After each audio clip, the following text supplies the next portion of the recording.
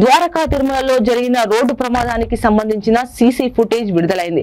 కృష్ణా జిల్లా చెల్లపల్లికి చెందిన వృద్ధురాలు కొల్లటం వీరమ్మ శ్రీవారి దర్శనానంతరం స్వగ్రహానికి వెళ్లేందుకు గుడి సెంటర్లో ఏలూరు డిపో ఆర్టీసీ బస్సు ఎక్కింది. రద్దీ ఎక్కువగా కావడంతో తోపులాట జరిగింది. బస్సులోంచి జారి పడిపోయింది. బస్సు వెనక చక్రాలు ఆమె ఎడమ కాలి మీద నుంచి వెళ్లిపోవడంతో కాలు నుజ్జు అయ్యింది. స్థానికులు గమనించి ఆమెను చికిత్స నిమిత్తం ఆసుపత్రికి తరలించారు.